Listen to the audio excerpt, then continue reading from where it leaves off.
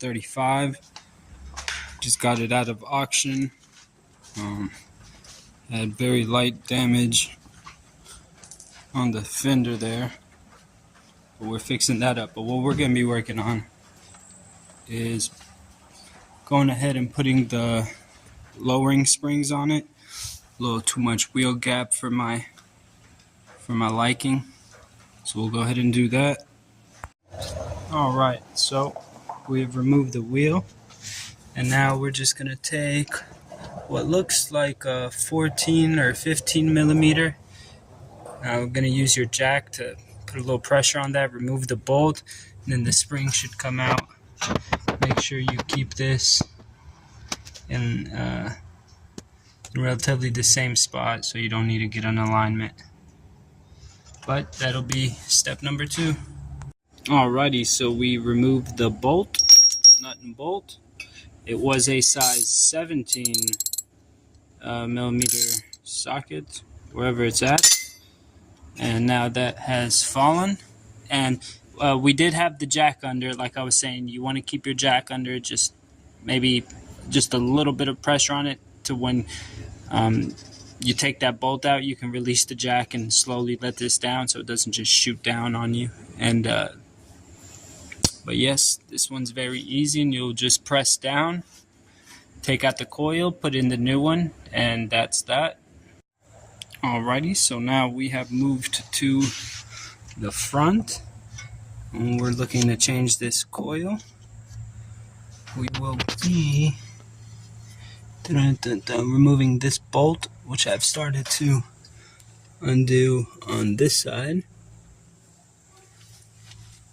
So after we do this bolt, we will go up here and we will loosen this bolt, which I already did, and allow the control arm to fall down and fall forward off of this. And from there we'll be able to go up in the engine bay, remove the 3, I believe 12 millimeter bolts, let the shock fall off, and change the spring there.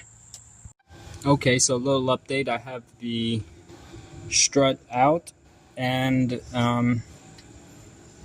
so you will need to remove the bolt that connects the strut to the lower control arm, the sway bar link that connects the sway bar to the lower control arm, and these 2 bolts up here. One up here, and one on this other side that I left in there to show you guys. Once you remove the strut bolt to the control arm, lower control arm, the sway bar link to the lower control arm, and these 2 bolts, it'll come forward. Yep, there we go. And it'll allow you to pull your strut out like we did so. And again, you'll have to remove the 3 bolts from up top here. 1, 2, 3, and you'll be good to go. We'll repeat the same process on the passenger side, and we'll see what it looks like with the new coils installed. Alright guys, so this is the finished product.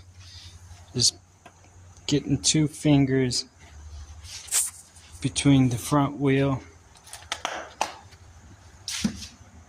and getting a tight 3 in the back. But again, this is day 1 of the, oh, this one's, the other side's a tight 3. I just did this side. The other side I did yesterday, so I'm wondering if that, and I don't have the trim on here, but you could see it's about 2 finger gap. I think it looks great, and I think it makes a huge difference compared to the stock.